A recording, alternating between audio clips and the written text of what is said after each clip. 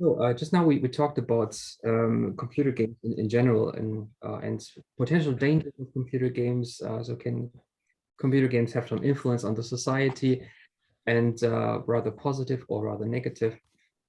But I would say we just get started right to the interview with you. It's a pleasure for me to have you here and talking with us on computer games and especially Egosoft and your own games. For those of you who may not know you, so for everyone, this is Bernd Lehahn. He's the CEO of Egosoft in Germany, one of the oldest German game companies out there. And I see some other fellow students of mine keep coming in. Very nice to see you guys. Hopefully more people will join us now. For everyone else, whoever has a question or everyone wants to ask something, just feel free to raise your hand, ask the question right away so I can call you and you can either unmute yourself or just write in text and I will read it for you. Good. Bernd, as I said, pleasure to have you here. How did you actually get into making computer games?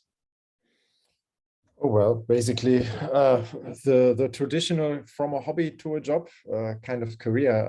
I really started this in a very unprofessional and probably not typical for today's standards way, because it was so early on. This was early 90s, really immediately after school. I wanted to go into at least programming and coding. This was my personal passion, and so I had a friend from school who was a graphic artist, and we already started working on demos and then the first game before we even got into any kind of career. This was already during school. So and this was surprisingly successful. So I basically made a deal with my parents. I finished my education kind of half, but then as soon as possible, I want to be my own boss, start a little business and try to develop games. And so this is what happened. And it was a passion really, and it wasn't really certainly not successful for the first 10 years. So it was a very slowly progressing thing, but eventually you get some success when you try long enough. How did your parents react to when you broke it to them and said, hey, father, mother, I would like to make games as a profession? They were very supportive, I must say. Of course, they wanted me to learn something decent. So that's why, I had to finish certain school levels, certain education, which is a little bit different here in Germany. It's not actually a proper university, but a little bit different kind of education. But they wanted me to have some solid education, so that in case this fails, that I can still get into some more standard job later. But they still were very supportive, definitely, and let me try it out. So this is as I said, in the early years, especially when you are young, when you don't have a family, you don't need to make an awful lot of money, because you don't need an awful lot of money yourself for your living standards. So this allows you to experiment and also do a couple of failures early on. So talking about early on, what was the very first game you actually made? The very first game I made, I don't have a box here, unfortunately, of that one. This was a very primitive thing for the Commodore Amiga, I think released already in 1989. As I said, this was programmed I was a programmer, my friend was a graphic artist, and this was before we even founded a company. I wasn't even 20, I think 19 years, 18, 19 years old. And this was a very primitive little shooter where you just stand. It was called Hotel Detective, and you just look at doors, and you always just had to tell the good guys from the bad guys. Nowadays, this would be probably called a casual game for a mobile phone, but at the time it was for the Commodore Amiga, sold on disc. And we just sold the whole thing on to a proper company, because at the time we were really just students, but we made some money out of it, and that was what inspired our business senses, so to speak. So basically, taking baby steps towards the big one. Yeah, towards bigger developments for sure. Like when we then actually started a company and properly started working on this, like 9 to 5, actually, of course, much more than 9 to 5, but including the 9 to 5 and then into the night kind of work. Then we started working on adventure games, because that was like a passion of ourselves, playing those games as well. So we wanted to make adventure games. These are all not known internationally, because they were only developed in German. Yeah, these games took an awful lot of time to make, usually like multiple years. So I think in the first 10 years, only 3 larger ones of those games were made. To finance this, because they were not really successful when released, we always had to do, in addition, little advertisement games. So that was basically two types of work: the advertisement work to finance the company, and then the passion project proper games that we actually wanted to make, in the hope of one of them being more successful. And that took like almost 10 years until we really hit the first one that was actually successful. So would you say that today's DLC policy replaced this kind of advertisement games as a backup? Oh no, I think this is more I think small startup indies nowadays, oftentimes, at least from what I hear, do this outsourcing work, that you do graphic development or little coding projects, Unity stuff also for advertisement agencies even sometimes, but in all kinds of businesses, or for other bigger game developers. This was not a market at the time. What we did was really working with a proper advertisement agency that did a lot of trade shows and things like that, and they wanted to have unique presentations, little games that they could do on those shows, but also games that they could give away. Like we did one for a German Ministry of Ecologic Bundesumweltministerium, which was an educative game that they gave away to schools. And we did one for a political party, which was promoting actually European Union and unity. So this were political games, all kinds of things that we did for different kinds of customers, but they were not really the main focus of the company, but they were the stuff that had to make some money. Well, the gaming industry had quite some major changes over the past 30 years. And I mean, you guys are in the business for quite a long time, you can say. How did you experience that change in the industry from, let's say, the early 90s to today? Was there any big shift, anything that's very different to the beginnings? Yeah, the main two things. I mean, on the one hand, there's of course economically, it just grew and grew and grew bigger and more important. So when in the early days, when we did deals with other companies, a company of 10 people was already a big company. Nowadays, there are developers who have with thousands of people working for them. The international side, that you cooperate employees distributed all over the world. That's of course. Oh, sorry. Yes. Maybe my microphone. Can you still hear me? I think you're back now. Yes. Is my microphone still working?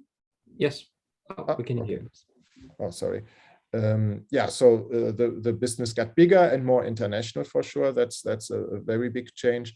But for me, my personal interest was always a technical one. I was always that nerd programmer type. So I was very driven by 3D graphics, for example. That was a big trend in the mid-90s that excited me a lot, because I was And that is the reason why our company took this turn towards space games and the simulation games. That's then really made us big, because that's really what defines us as a company, since the first release of such a space game, X Beyond the Frontier, in 1999, and the development of that started in the mid-90s with, I think, shortly before even Windows 95 came out, because this is when the first 3D accelerator cards came out, and that really kicked off this whole development of faster and faster 3D acceleration that was super exciting to program for. So that's the nerd in me that see this as a technology-driven industry. And of course, this later continues up until today with things like VR glasses. That's, of course, I was a backer of the Oculus development kits early on, immediately, because it's just so exciting to work in an industry with so cool new technologies. So that's what drives it. I mean, you're doing like these space games for what, like 20 years, more than 20 years now. What inspired you for these kind of games? I mean, the first games you made were pretty different to what you do now. What inspired you to say, okay, let's do space games? I mean, technological aspect is one part, but what inspired you to make this? Yeah, I was just, again, a personal fan, really. This is, again, the kid in me. I played these kind of games myself. So this is Elite was a game that already I played as a kid. So in the 80s, there was this was a game that I played on the C64, Commodore C64. That was a Stone Age computer. I could actually show you guys, which I have here. I don't know if everybody sees this. This is like this little gray box there. That's a C64. Can you see it? Yes, I can see it. It's a great name up there. yeah, it's exactly. This is my little museum of old computers. This is like one that I programmed on before that. It's a Texas Instruments TE99. Even older than the C64. But yeah, the game Elite was already a space game with trading and some action. So you flew a spaceship and you had to upgrade it and make money. So this was super fascinating for me, also from a technical perspective, because it had already vector graphics, so 3D graphics, but of course in a very primitive form.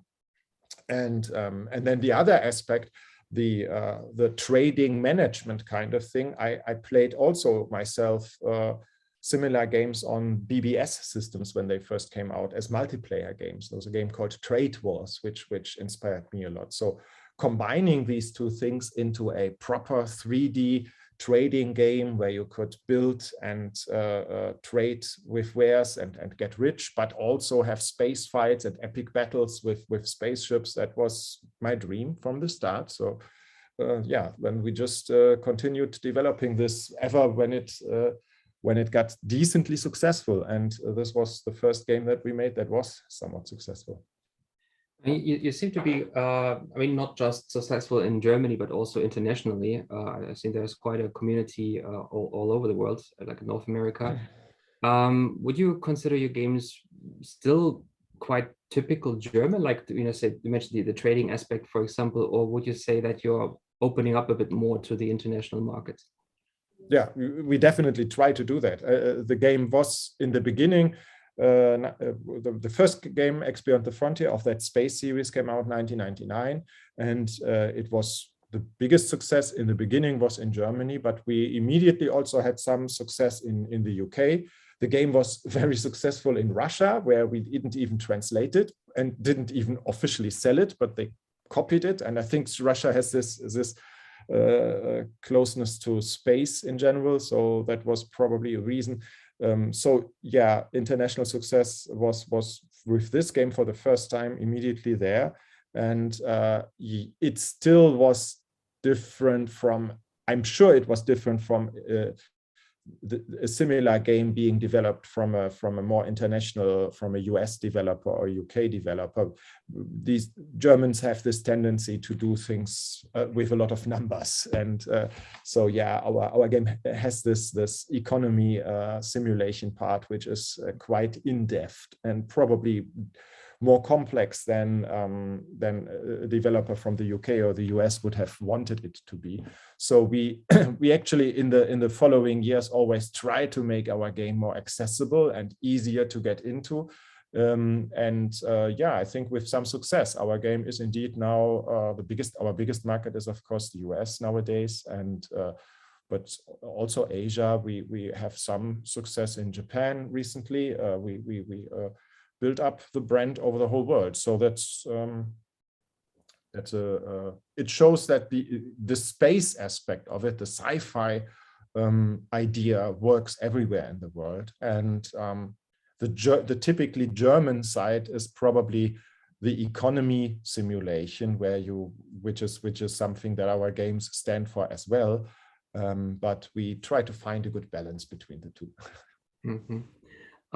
Talking of opening to the international markets, where do you see the future of your games? Like, will you do like something like X4, the I don't know 100th DLC, or will be like X5 one day, perhaps like in 20 years?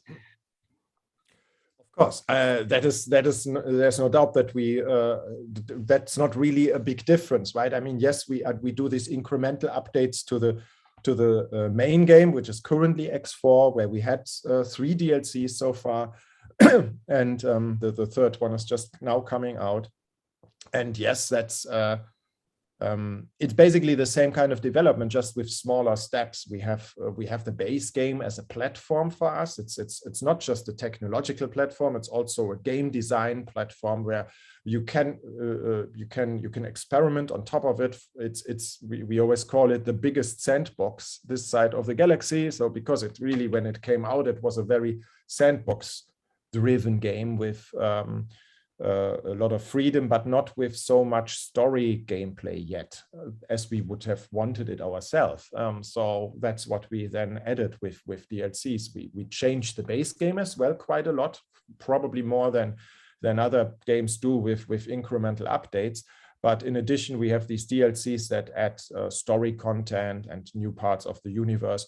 So this is one branch of our development. But of course, at the same time, we are also thinking of a new full game. But everything we do is in that same universe, what we call the X universe, because there is just so much, so many possibilities, so much we can do, and we have a really great and active fan base that always bring ideas to us and wishes that they want to see in the games. This is what we did in the last 20 years, and I don't see any reason to change that. We have lots and lots of ideas and things to move on towards in the future. You said that you're a fan and a nerd yourself. I mean, despite your own games, what do you think? Should a game have to be fun? What does a game have to be fun in order to be fun? That can be very different things. What do you enjoy in games, and not just in making? Yeah, okay, that's a subjective question, because definitely there are very different audiences. And I realize this a lot myself with our games. We always talk for our games about player types, because we have to encapsulate so different types of players. And when you are asking about me and my personal preferences, and my preferences are also quite diverse. I play very different games all over the place. I have a large library on Steam with lots of little indie titles that I like to try out just to see what people are doing. And I love this creativity and the fact that there is this huge market where people can make these from little tiny puzzle games to huge projects, and you can sell it and make some decent money with it. I love that, and I love to support that. So I'm always trying out little titles there, and I have a library that I will probably never be able to completely play myself. I enjoy everything from shooter games, like most people. I'm still sometimes play the new Doom games, because I was a fan of the older ones when they came out 20 years ago. And the new ones are just really, really perfect in their 3D graphics, but also, completely the opposite: strategy games, puzzle games, everything. Quite So diverse. I think all of us have this so-called pile of shame somewhere in our online libraries. I myself have this too. Like we buy games because they're on discount. If you're intrigued by that, and then you end up not playing them after all because you simply have no time for that. Definitely. Unfortunately. What about the audience here? I mean, we have quite a few guests here. Is there anything you guys would like to ask to Bernd? Yeah. I mean, especially, I guess, about the German background, like how game development works in Germany in general, or what we do here is maybe I can give some insights about. I mean, you guys probably don't know that we are a very small developer. We have about 30 people working for us here, and we are not in one of those main hubs in Germany. So you just have to know that in context, that we are not in Berlin, for example, where a lot of game developers would be placed. We are near Aachen, which is a city at the very western end of Germany, close to the border of Netherlands and Belgium, and kind of on the countryside. We have this little house here where I also live in, and we have the office downstairs. So quite unusual for a game developer. So please shoot questions about Germany in general, or companies here in general, and the area or game development. So anyone there? Anyone has a question? Okay, there's one question from Jackie. Would you mind share the processes of publish a game in Germany? Well, it's not different from anywhere else nowadays anymore, because nowadays our publishing is 90% Steam, the platform run by Valve. It's the largest PC publishing platform, and everybody can join it anywhere in the world. And the process is no different depending on where you are. Of course, there are others, but it's all online. There's GOG, which is a similar website that publishes games, and there are lots of websites that just sells Steam keys. This is the PC side of the business. We've toyed with consoles occasionally. Maybe this will be happening someday. We haven't still released the game on console, but that's what we do now. Basically, what you can call an indie. We completely do everything ourselves. In the past, however, this was different. We worked with proper publishers, so to speak. The company that was our original publisher in the 90s already was bought by THQ. Maybe that still rings a bell with some people. It's a US publisher that bought a German branch, basically. And they also published our game then in Europe, not in the US, where we had to make a different deal with a different company at the time, South Peak. And then afterwards, for the next, I think, 15 years, from 2002 until 2017, roughly, we worked with a company called Koch Media, which had this label Deep Silver, which they started with our space games. And yeah, so these were at least companies, bigger publishers with a head office here in Germany, at least. Koch Media was from Austria. THQ is a US company, but both of them had offices here in Germany. And they do all the bread and butter business of publishing games into shops, like what was necessary at the time. Doing a proper box of it, you organizing your press tour, helping you in PR, marketing, all of those things, so that they have basically developers from small to big, and we were somewhere in the middle, doing games with them. But nowadays we are indie. We are really independent to that. We now have for the first time also our own marketing guy working for us. It's just one person, but it's still, for a small developer like us, was kind of revolutionary to have somebody working in something that is not directly development, because everybody else in the company is either programmer or graphic artist. So yeah, that's where we are now, a little publisher / developer now, but it's not different anywhere else in the world. I think it's the same business. So are you also publishing other developing teams, like other games from other people? Or just no, No, our own game only. And yes, we have toyed with the idea and are actually working with a couple of guys to make games in our universe. So there's a couple of co-developers that we are doing some projects with. We don't know if this will actually bring fruits in the near future. It's an experiment, but that is the only area where I would see us working as a publisher, that this is a game that plays also in our universe, really fits to our brand. So then it makes sense for us to publish the game because that's what our fans are looking at. They look at Egosoft as the company that makes those X games, and we are small developers, so we don't have the capacity to make more games that would fit into this universe. But there are opportunities and possibilities. So we were approached multiple times by other developers that wanted to make games in this universe. And for some, we consider that doing this in the near future. But that's an exception. And we don't see ourselves as a publishing company publishing something completely unrelated, like, I don't know, a football game or something. There are other companies that do that much better than we could. There's another question.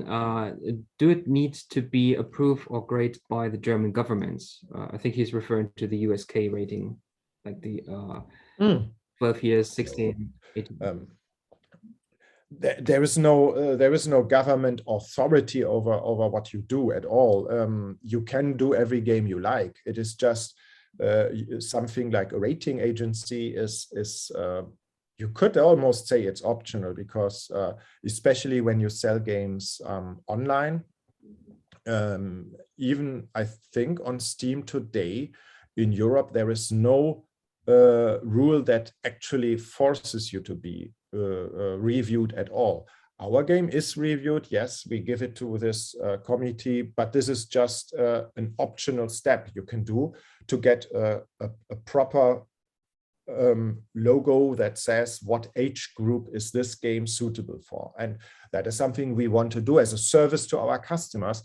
It's not that we wouldn't be allowed to sell the game, but we might not be allowed to advertise the game in certain ways if we wouldn't have that logo. So, for example, if we want to show it on a trade show, like there is a big Gamescom not far from us in Cologne once a year, and every game that wants to show on a booth to an audience at that show needs to have a USK rating, because they want to make sure that you are not showing adult content or too violent games to kids, to little kids. And that's, of course, makes sense. But this is not stopping you from publishing it.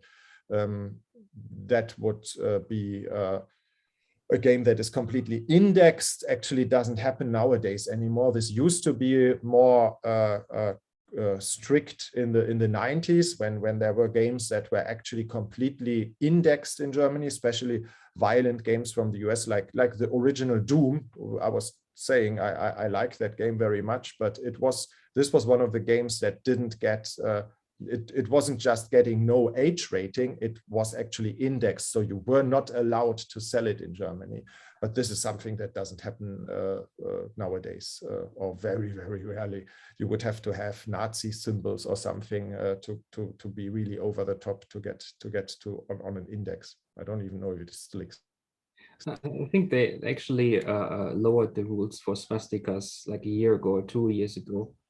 For a few games that they actually did allow it at some recent games. Yes. In a historic context, I know that. Yeah, if you use them out of context, that's something that the German rating agency is quite allergic to. Like if you just do it for entertainment purpose, but if you do a game in the historic context, that's quite tough to do, to pull off. Like in movies, of course, it's easy if you say this movie is showing something in an actual historic context properly, then this is not just entertainment, it's also educational to a degree. For games, this is rarer the case, but now they accept this is a movement really to make sure that actually politicians understand that games can also be a cultural product like a movie. That actually also educates people. But yeah, this is an extreme case. You've mentioned the Gamescom, and we had another question from the chats, which is Gamescom a good chance for indie or small game developers to show their work or idea? Yes, and it could be they have these special halls just for indies now. There is the Indie Arena booth that we have also participated in on some occasions. Of course, there is of course a big focus on these huge things by the large publishers like Microsoft, Sony, EA. They have these big things where the large brands are showing their games, and then you have like thousands of kids joining a long queue in order to get in. This is quite in contrast to these indie arena booth, for example, where small indie developers really are much more approachable, and you don't have a long queue there, but it's a cool opportunity to get attention, both from end customers, but especially from press. This is it's a huge event and definitely a possibility. Yes. And another question from the chat: do German local developers have a high market share? How do you compete with international games? No, we don't have a large market share. We are a niche game, but we are this niche game all over the world. That's our advantage. We have a brand and we build it up over a long time. Other German developers, there is this company called Crytek. I don't know if you guys know it. That is probably like the exception. There are a couple of others. Blue Byte, that belongs now to Egosoft, is one. So there are a couple of German larger companies that are in the hundreds of employees, but still, of course, the biggest franchises that is successful in Germany are the same that you guys probably play in Hong Kong or anywhere else in the world, which oftentimes come from those international working studios in the US or UK that work all over the world, really.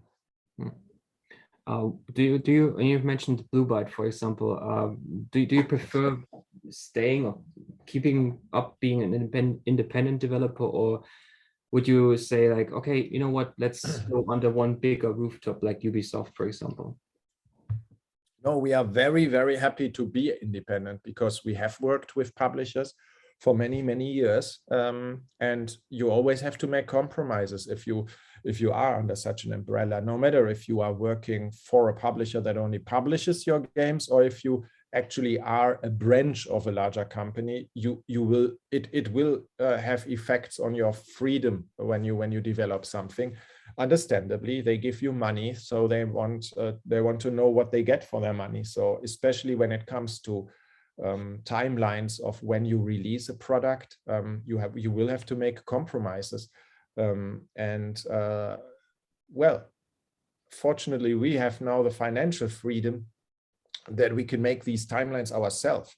So I think the developer is always the one who knows its product best, and in our case, I'm pretty sure of that. So we can sometimes say, okay, the game isn't ready yet. We wait another few months until we want to get it out. Or this particular feature we feel very strongly about. Let's delay the game for that feature. If you have a publisher, or if you work in a larger umbrella of a larger corporation, you might not be able to make such decisions so easily. Did the pandemic affect you guys somehow negatively or perhaps positively? Yeah, almost more positively than negatively, I must say. It certainly affected us. We moved all into home office very early on in 2020 already, February almost, because our area here was affected very early on. We had one of the first hotspots nearby, so I said immediately, let's do home office, because why not? We can do it. This was before the government was even suggesting it, because we have quite a few people that work outside our office anyway. We have international partners that we work with, so we have every day our online meetings already before Corona. And there are quite a few people that work in our office only certain days of the week anyway. So this move to say, okay, now for a while, let's all move to home office for a few months was very easy for us. And yeah, and it unfortunately had to continue much longer than we expected. We were moving back into normal work, I think in October last year, when the numbers were lowest, or before, I think September 2021. Yeah, and we were in that 50% home office, 50% office work for a while, and then the numbers went up again, and we changed. But we are expecting it to get back to very normal business in March now, because the law in Germany is ending, I think, March 20. And while the corona numbers are still high in Germany, there is not much fuss about it anymore. There is the hospitals are fine. There are not many people really seriously sick anymore. So the government is pedaling back. And yeah, the positive effect of it was really, unfortunately, but it is indeed true, a lot of people stay at home, also played more games. So we could actually see that, yes, our business was really good during Corona times, kind of, I think, for the whole industry. I can imagine that. I've heard that some console sales spiked up enormously, like PlayStation 5 was like sold out everywhere. Nintendo Switch was sold out everywhere, basically. Yeah, I think that's more an effect of the hardware shortage. This is the other side of it, but also Corona induced. But yeah, I'm sure that the demand for this hardware is also unusually high. Do you say generally a growing demand in games, maybe perhaps even more than movies? Is there what I mean? You mentioned storytelling, for example, that your games, first of all, were mostly a sandbox. How important do you see storytelling in your universe, in your games? Oh, very much so. It isn't even so that our games were from the beginning mostly sandbox. X4 in particular was more sandboxy when it was released in 2018, because we had to focus on the core of the game to get basically a platform working. So Foundation, the title of the game, X4 Foundation, was more than had multiple meanings, and Foundation as a platform is really one of them. But long before X4, we already had a very active storytelling side to our games and a community, because we even released multiple books. There's a whole series of books that tell the same story that the universe tells, so to speak. So a couple of the figures, the characters from our games have much deeper stories in the form of a book. And those yeah, we basically, this goes back and forth. The stories of the book then are referenced again in later games, and the game are again platforms for books. So yes, storytelling is very important for us. And as I said, with the DLCs, the expansions for X4, we go back to adding a lot of mission content and storytelling in the game as well. So even when the game is at its most sandboxy, it's still storytelling, because the universe in itself is a story. Even if you don't have a linear method of storytelling, which is what a book is, and which is what those story missions are that I'm referencing. They are linear. They take you by the hand and guide you through the game, tell you, do this, here's a hero, save him, and so on. Even without all of that, there is still the part where the universe itself is a story, where you learn to know alien races, where you see something about the history of places, where you explore the emptiness of space and find something unique. And yeah, there's also always storytelling implicitly in the game anyway. So as I say, history of places, is there any let's say any franchise that inspired you the most for in terms of sci-fi? Oh, the most. Well, I was a big fan of Star Trek always in the 90s.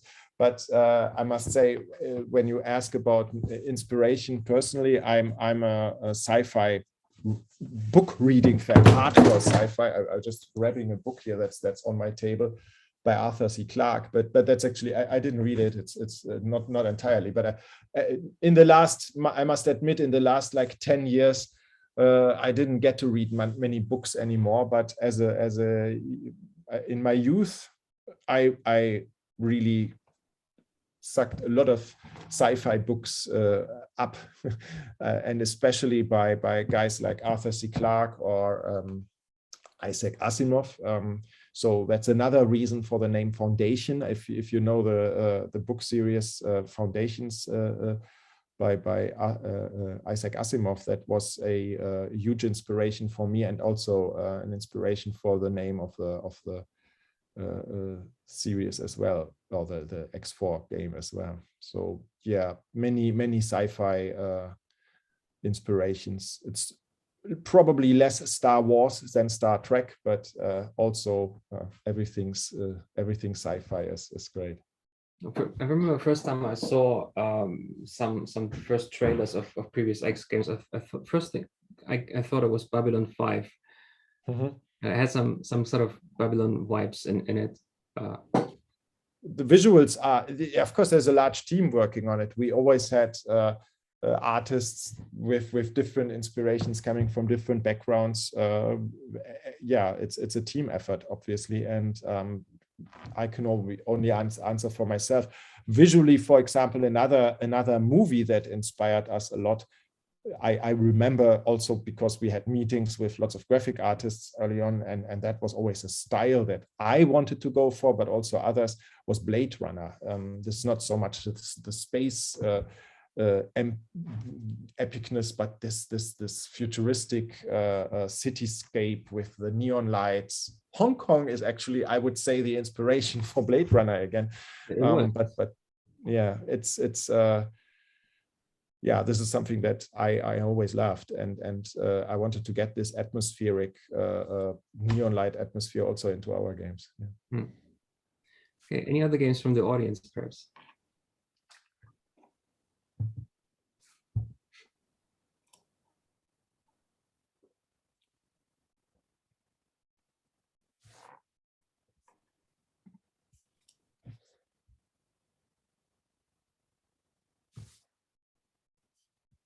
I'm not sure how many of your students play PC games. Do they only play console, or is Steam very commonly used by you guys? It's a good question. So what are you mostly playing? Phone, PC, console, or what's your preferred platform?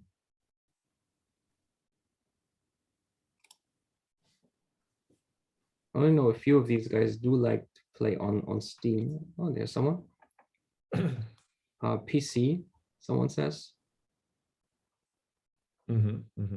It's nice to see that this I mean, I of course I'm not an expert about Elden Ring. Yeah, I see that. Yeah, of course, that's also something that lots of people here are playing. Yeah, PlayStation. Like I knew stereotypically for me, Asia was always like the general, of course. Japan, of course, especially was for me always like this console place, and PC games were not so successful.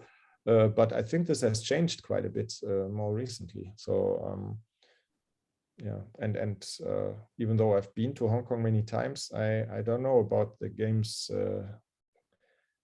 scene there. How many or how big the market for PC games is in your area?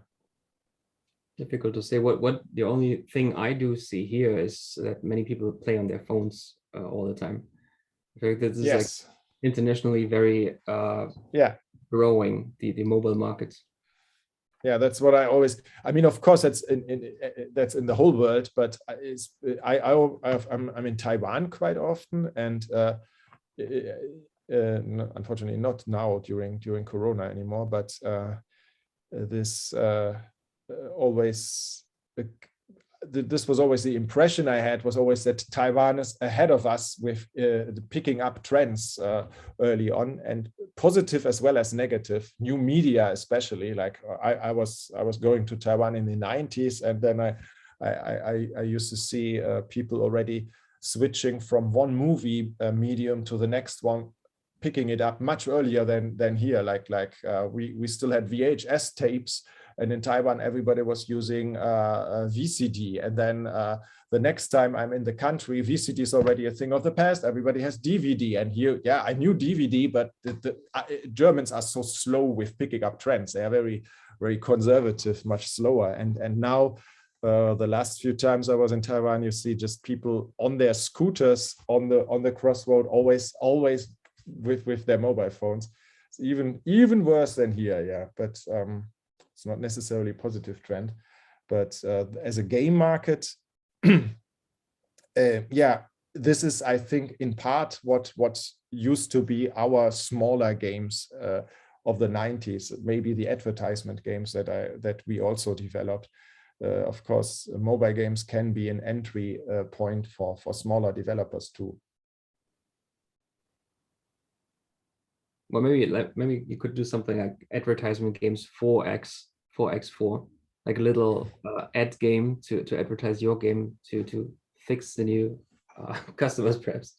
No, I don't think so. What's common? What is more common are these companion apps that you have. Especially with of course, they make most sense with when your game has a bigger online side to it. Our game is more an offline game, which is one of the unique selling points, is that even though we have this very long-lasting gameplay aspect to it, where you invest weeks and months into a single game file, into a single save game session where you continue playing. So the gameplay style is very similar to an MMO, where you also play and invest a lot of time in one universe, even though it is only on your local PC.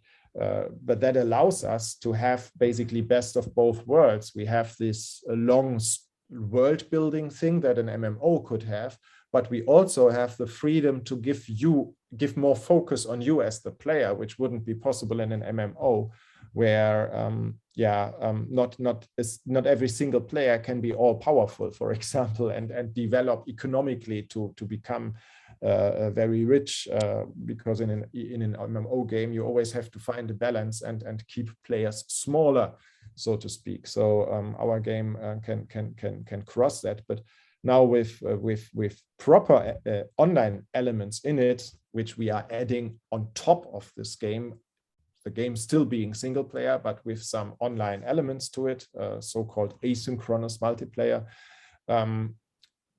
companion apps would make sense. So on the mobile phone, you can see some of those online statistics, and the game the app on your mobile phone interacts with the game on your PC, and you can go data back and forth. And this is something that we toyed around with as well. And companion apps are one thing. I know that a few years ago, I think Nintendo is still doing that, like the amiibos, like physical items that add something to the game. Do you see any future in this kind of medium on the German markets? Well, it can be very successful. I know that. My son has here just here in this room also all kinds of little toy figures from computer games standing around, and sure, you can connect that. I'm not such. I must say, I'm a little bit old-fashioned.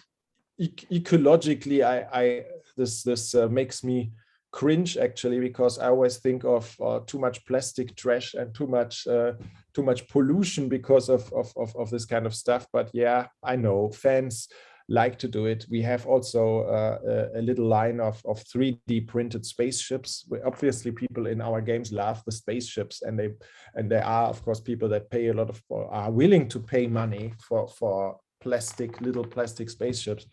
As I say, I'm not a huge fan of it because of the environmental aspects, but I can understand if you are a fan and you want to have it. There was one more question from the chats saying, like Disney, they can get huge profits from the intellectual property IP, especially mechanic theme park, etc. Is there any successful case in Germany? Oh, you mean? Of course, certainly not like Disney. I mean, Disney is a phenomenon of its own. There are theme parks in Germany that have nothing to do with Disney and are still very successful. Like the biggest one in Germany is called Phantasialand and is in our area. So they set an example that you don't have to be Disney to also have your little stories and little but that's just because they are a very well run entertainment park. Not that they have that this requires the stuff that Disney does. Disney is just as the mega conglomerates corporation that they are. They have this benefit that they can connect the movies and the books and the stories from many decades ago with very modern technology. But of course, there's nobody else in the world with this that comes in anywhere close to this. There are a couple of unique franchises that are probably that you could use as an example, especially in the sci-fi arena. That, for example, there was a book series called Perry Rhodan, which I think is not known much outside of Germany. But it's crazy to compare in any way with Disney. There's nothing in that ballpark. You've mentioned the fans in the community. What kind of role do they play for you or your games in the development? A big one, yeah. Starting already with this first game, 1999, X Beyond the Frontier, we immediately had a very active online community, even though the game was an offline game. At that time, completely offline. It was a single-player game you played on your PC, and still we were surprised how many people joined our forums. We had this, at the time, it was our publisher that started the forum, THQ, and we had quickly like 100,000 subscribers there discussing over our game and giving feedback. So people are very passionate because it's space. I don't know. I think it attracts this audience of dreamers, people that dream about the future, that are very optimistic about what's going on. And once you have captivated them, you feel kind of you owe them to make your games better and to listen to them. So that's a relationship that continued from there on. We still run this forum with several 100,000 users nowadays. It's a very old-fashioned kind of interaction with your community, because nowadays everything is on social media. And it's probably the reason why we haven't grown very big in social media. We have, of course, our Twitter accounts and our Facebook pages and so on. But this is it's still for us the main thing are these forums, as well on Steam nowadays, but also especially our own Egosoft forum. And yeah, on all of those media, we always get sometimes that there are fans that write little books about our game, not storybooks. That's as well, as I said, there are not just our officially published books, but also fan fiction. But no, I mean, literally commenting on gameplay features. I get very long forum threads where people discuss exactly what we should change and what they wish our game should do better. And of course, you cannot make everybody equally happy. Because, as I said, we attract very different types of gameplay types. There's and you cannot make a perfect game for everybody. In this, especially if a game is so wide like ours, then it is impossible to make a game that's perfect. I mean, that's something that I realized long ago. It's unfortunate we will never be able to have a game that has this 95% review score on Steam. Because we are not a very clearly defined game. If you make a jump and run game, if you make a little puzzle game, and people know exactly what they are getting, then it is possible. Then it is actually then you should actually aim for like 100% rating on Steam. But if you make a game like ours that says, here's a universe, do in that universe what you want. You can be a trader, you can be a builder, you can be a fighter, you can run your own empire, you can run a huge battle fleet and play it as a strategy game. Then you are attracting customers that have very different goals and very different ideas, and making everybody equally happy is impossible. So we are very happy if we even get to, I think, 70. Currently we are at 75% positive rating, and that's very good for our standards. So, but yeah, this work with the community is at the core of it all, to find what are those compromises that work best. So not listening blindly to everything everybody says, that doesn't make sense, but listening to what the majority says and how they feel about certain features. That's important. Since you are not so vastly represented in social media and mostly using the forums, how do you see influencers in this, for example, like YouTubers or Twitch streamers or something like that? How do you react, or how do you interact with them? Well, we support it. It's not a huge thing for us, but it is. Though there are very passionate influencers that just play our game, and there are some that play our game among others. And of course, we support it. Clearly, it's something that can help both sides. So there is this occasional moment where a really big influencer picks up our game, and that really helps us spike sales. But that is a rare thing, so it's not commercially super important for us.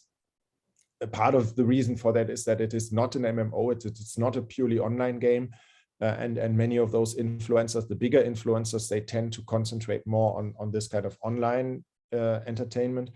Yeah, we have, on the other hand, lots of small influencers that only play our game, and they are super dedicated and stream every day. And so this is also an opportunity for us. It's a different way of interacting with your community. We actually can watch them play and see if they have problems and what their feedback is. We do that as well, yeah. So you're actively watching these streams as well to see, okay. Yeah, especially around the release of a game, like now when we have a new expansion coming out. Our latest expansion, Tides of Everest, comes out in a week only, in middle March. So some influencers already now have it. So they get access like a little earlier. And now we can watch them play it and still make some little corrections.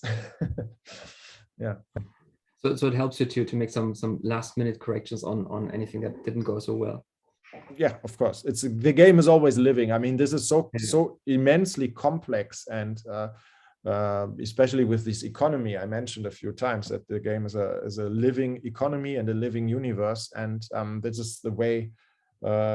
I don't know if I should go into the detail on that, because it's probably too deep on game design, but the way this works is also very bug prone.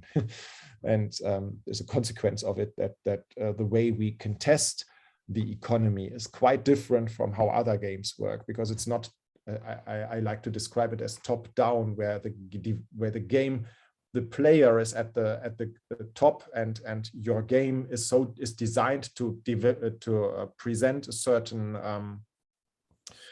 experience to the player. So the programming basically takes the experience you want to create for the player. We lost connection now. Oh, can you? Sorry, I hope it's not my microphone again, because I think I have my. I think we had an internet problem just now. Oh, okay. No, I mean, I don't know if this is too deep into game design, if I talk about bottom up and top down design of the economy, but yeah, that's an important part of how we work. Sorry. I remember a friend of mine, I used to play MMOs with him. He basically saw every MMO as an economy simulation. He didn't play it for the action, he mostly played for the economy. Yeah, the economy for us is a big deal. It's like we always say this is a living, breathing, this is a marketing term, but it's really true that the game is not, like other games that have a very similar selling point, that you have a space game even, but it doesn't matter really if it is in space, but that you have a game where you do a certain action or exploration in a world, and then you can also trade, but they usually work top down. So they want you to make a profit, for example, when you transport wares from A to B, and then they hard code that into the way the economy works. But in our game, it's really like thousands of independent agents are interacting with each other. So even without the player doing anything, there are thousands of stations in our universe producing wares, tens of thousands of ships bringing those wares from station to station, buying them here, selling them there. And the whole economy is a pyramid of production. At the bottom, you have mining and gas mining, so collecting of resources in this universe. And at the top, they are basically producing higher and higher products from it. And at the top, they produce things like ships and space stations from those resources in the end. And they are destroyed in wars. So this is really all simulated for the NPC universe as well. This is kind of crazy that all of that computation time and computation power that goes into this. But the cool thing about it is that once the player changes part of the game, he sees that it's real, that it's not just a little game, that it's an actual simulation going on in the background. And that makes a huge difference about the authenticity of the game, the actual experience. You can see if you destroy a trader bringing wares from A to B, that the prices for those wares go up now because they didn't arrive at the destination. And at the beginning, your influence in this whole market is super tiny because you are just one guy with a spaceship in a universe with thousands of spaceships. But then after you grow more and more important and you become this powerful mogul, no matter what you do, you grow more powerful in that game. After a while, you have hundreds of ships, you have big stations, and you produce stuff. So then you really see the impact that you have on the economy. And that's where it pays off that we do all of this effort of simulating it. So that's a thing that's rather unique about our games, I think. We have one more question from the chat here. How do you view the fact that more and more modern games are having less quality control and more microtransactions? Oh, well, two things. The microtransaction, this is an unfortunate trend. I find that horrible as well, especially on mobile games, but it's not limited to mobile games, because it's the bad thing with it is I don't think this is a quality issue. This is it turns around the way games are developed. Like traditional game development for me is motivated by making the best possible game, right? You sit there as a developer, you want to make the best possible game, and when you sell it, this pays off because the customer wants to likes that game. It's a great game, and he's paying you a fixed price for it. The moment you go into this whole microtransaction business of selling individual items, this is not necessarily the case anymore. Players, the relation between the game being good is not necessarily making you financially successful. You start introducing mechanisms into your game design that just everything counts, that encourages people to spend money, obviously. So this encourages trends that introduce mechanisms that psychologically exploit the customer, like gambling mechanisms. Obviously the loot box is the famous example which works like that. And this is especially bad with little kids. Like even games for kids nowadays have loot box mechanisms, these things where you don't know what's in, you play, you get it, and then you have to you can only open one per day, but if you spend a little money, you get it opens faster. This is of course gambling mechanism, and this is used on kids. This is psychologically absolutely devastating and shouldn't be allowed, in my opinion. And so nothing to do with the quality of the game. The problem is the disconnect between the motivation for the developer to make the best possible game is gone. They are motivated to make a game that monetizes best, and this is not overlapping. That's a problem. Okay. Any other questions from the audience?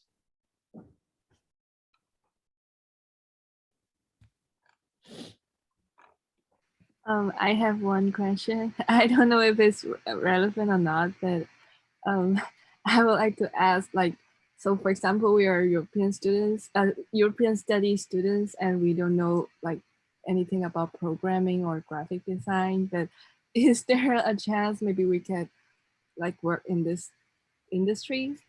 Do you think there's any career opportunities for students like us? Well, it depends on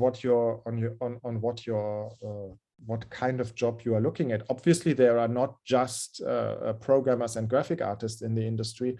As I said, even we now have one marketing person in our company, but we are a very bad example to speak for that, because, as I said, we are not typical for what the industry is, and we not even in Germany, and certainly not internationally, because there are in companies like Ubisoft Blue Byte, there's a German branch of Ubisoft, for example, which have many more employees, and in such larger companies you also have very different jobs. You have specialists that just do PR, that just do social media, for example, so very different skill sets.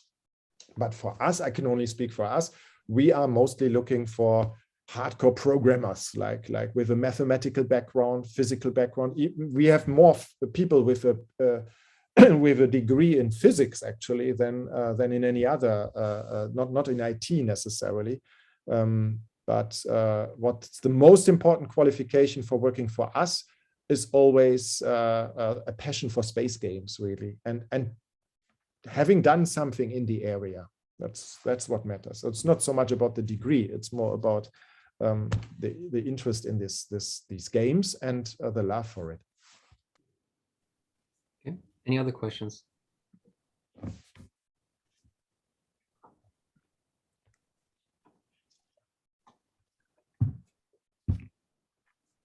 It's nice to hear some voices, by the way. It's great if you guys speak.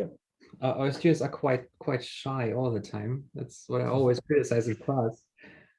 Speak up. Okay, any other questions from the audience?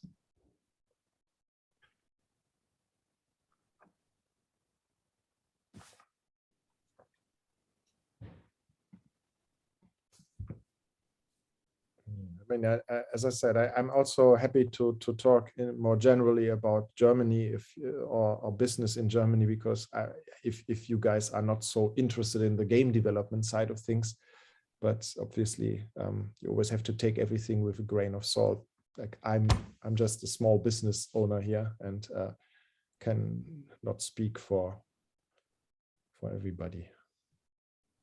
I would say every impression counts. And it's not always the big developers or the big companies that matter. I mean, especially in Germany, I think we talked about this last semester. It's especially the smaller companies are quite important for the industry in general, and also those who give actually impact to the big ones. Like when you think about indie developments, I mean, you play indie games yourself. It's those developers that come up with fresh ideas usually, and leave those paths that have been done already.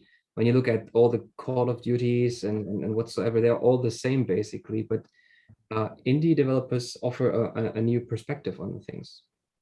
Yeah, that's certainly true. I mean, this is the unfortunate side of business, that if you go too professional in analyzing how to maximize the profit from a franchise, then you become more and more conservative.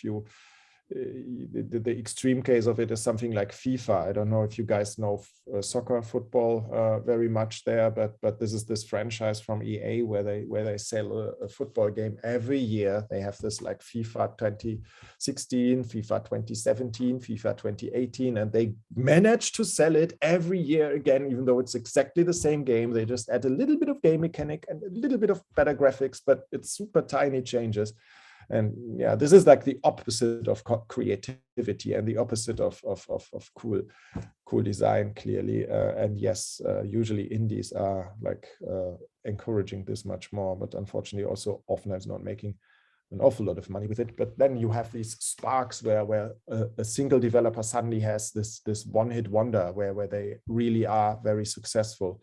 And that's always great to see. I mean, the best example that you guys certainly know is Minecraft. I mean, it's looking back, it's a huge thing, and lots of people have copied it. But this was a small one-guy programming project, and it grew into this gigantic thing. And I'm pretty sure Activision or EA or Sony or Microsoft would in a million years not have come up with Minecraft. It's just not what they would have done. So this is where the strength of this industry.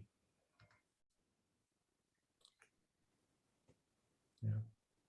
You've mentioned Blue Byte and Crytek earlier. Where would you see the biggest difference between developers like this or smaller German developers?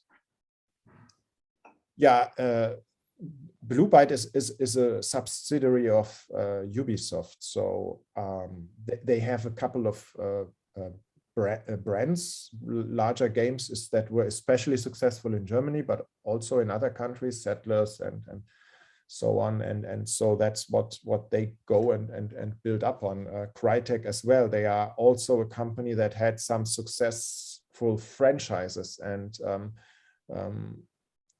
yeah, with this dimension, once you have hundreds of employees, this is where you have to be careful. This is where you have to be making your money, and therefore you do small steps and are very careful with continuing to move on. But the majority of developers in Germany are around our size or smaller, usually smaller, I would say, and doing all kinds of little projects from niche things like VR, which is unfortunately still just a niche, but it's a growing one nevertheless, to serious games that are used for education or for hospitals. This is actually the kind of stuff that we did as well. We just didn't call it serious games at the time when we worked on this advertisement games. For example, we also did one for a health insurance that was certainly would be called a serious game nowadays, because it's inspiring like people to move. People had to jump over obstacles, and it was with sensors, and so there's so many niche projects where you can make a decent living. It's small companies that do this, but they are the service providers for oftentimes also bigger corporations that are then your clients, like car manufacturers in Germany, of course, for example. They also go into game development now. They follow the trends that somebody like Tesla sets, where a car is even a platform and comes with entertainment possibilities as well. So there's lots of clients and lots of little companies that work for them. You mentioned serious games, and just a few days ago, also due to the situation in Ukraine, there have been games like this War of Mine, for example, coming up in recent news, that they had some donation campaigns going on for the sales. But you don't really often hear about games like this, serious games like this. Do you think there's a lack of interest on the market for serious games, that there are not so many coming up? Oh, wait, this is a different thing. I mean, when I was saying serious games, I mean more like this is how they market this usually. Games that you do with a industry or health services in particular background. For example, there's VR is often used for medical purposes, like in hospitals for all kinds of disease. What you mean, yeah, that's also a serious issue, but it's more like this proper cultural seriousness, right? A game that takes the serious issue of our society and turns this into. That's what I meant with the Nazi history before, when we were talking about that. When you, for example, do a game that is historically properly done and not just entertainment. This is for me a sign of a media becoming grown up, right? Not just in the early times you do just quick and fun entertainment, and then when you get more experienced developers, people that come and bring different backgrounds together. This is what happened in the movie industry as well, right? In the beginning, you have just, we have moving pictures. Now let's make some little fun, a train that runs through a train station or something. And then only it takes decades until movies become more and more sophisticated in their topics, and the same has happened with games as well. And I'm sure that this will become bigger and bigger still. It's of course, unfortunately, it will not be necessarily commercially the big thing. It is the same like with movies, right? The great movies that tell the complex stories. The Schindler's List is not the blockbuster. It's not going to make the billions of dollars that a Marvel comic movie does, but it's still what the media is there for. This is the important part, and I'm pretty sure this is happening already with games, and it will only continue in the future. Mm. So you see also a growing, let's say, a growing pedagogical aspect in games, a growing pedagogical focus on certain games. Like, I mean, there has been, for example, games like Eco, teaching on environmental protection and environmental impacts of human behavior. So I think this could potentially also grow in the future. I hope so. And I'm pretty sure it is happening, and it will continue to happen. Yes, as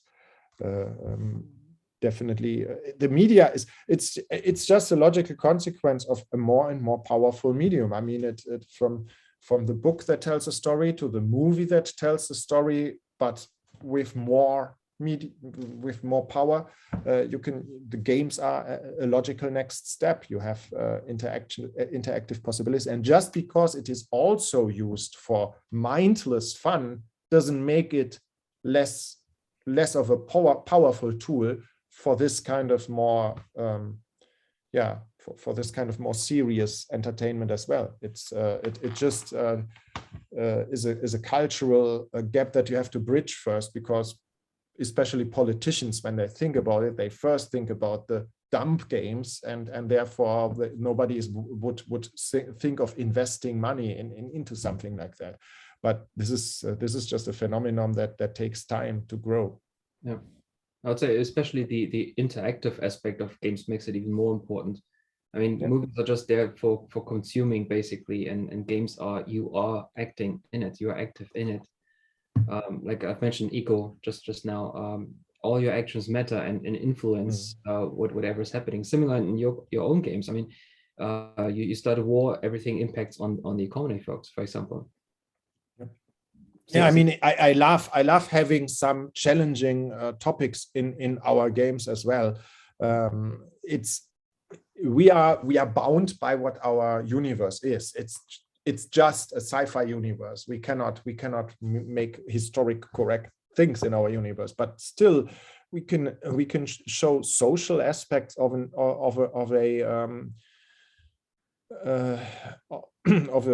society that people can adapt to nowadays as well. So like our new game, it's called Tides of Avarice for a reason. There is a lot of greed in this story, and even though this is certainly not the seriousness level that we started this discussion with, but we want to get this across that especially in a game that is economically motivated, greed is always a possibility, and actually seen positive oftentimes, because it's like, I don't know who of you guys know Star Trek, but there was always this race in Star Trek called the Ferengi, which also inspired some aliens in our game called the Teladi. So they are very greedy, always want to make money, and this was always fun, and we played with it. But now in this game, Tides of Avarice, we actually want to show the downside of greed, and so this is also a little bit of an educational note that you want to show people. See, there's people that can create a split in a society where the poor people are making the money and the rich are getting richer and the poor are getting poorer, and it's hard to do in our game, but it's this huge universe, so we want to get some deepness like that into our game as well. Yes. Okay, thank you. What about the others? If you haven't fallen asleep yet, which I hope you didn't, Any other further questions?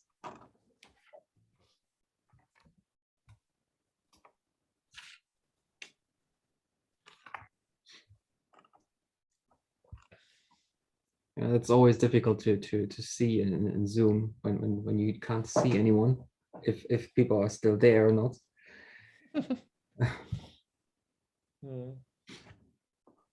Okay, any other further questions from the audience? And by the way, I'm really happy that some of you really made it here.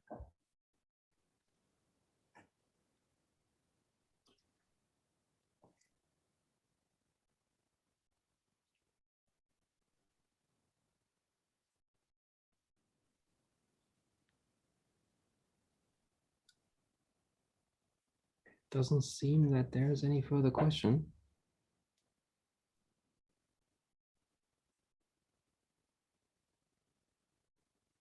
Is there any, maybe one last question then from my side, is there any advice you would give our students if they are having an idea of maybe wanting to work in this industry one day, maybe after graduation one day, or even during their studies? Any advice you would give them? Oh, that's a very broad question. In general, I like when I get applications, job applications, the first thing that I always look at is before I'm even interested in things like grades or how well they did in university or school or a degree or something like that, is always projects that they've worked on and just videos of them. So document your work, make games, make projects, make whatever you do, make videos of it and attach them. Just like this is very common knowledge for when I get applications of artists. Obviously, then they always, the first and most important thing is their portfolio, but also for programmers, for everybody who wants who has worked on any kind of project, document it and make it easy for whoever looks at it to get into that. And a video is a very quick and low barrier way to do that. You know, with games is of course the best. It's better even than the game itself, because I mean, sometimes people just send me executables or a download link that here's the game that I've worked on, but no, I'm not going to install that. This is too dangerous. IT security wise, but videos work great. YouTube links and document your work. That's important. And in general, just have a passion, really. I mean, seriously, as I said, the guys that work in our company all have a passion for space games. In our company, you will not have a chance if you just want a 9-to-5 job doing, I mean, if you're comparing this with, I don't know, working for a bank or something, and this is just a way to make money, games industry is not for you. The games industry is full of people with a passion, and they are not here just to make money. So that is there are better places where you can make more money easier. Therefore you have to show that passion as well. That's what you do with these projects, with your work. Document it and get that across. Okay, I hope everyone takes this as a good advice, also for your studies, not just for the career, but also for your studies and your honors projects, definitely.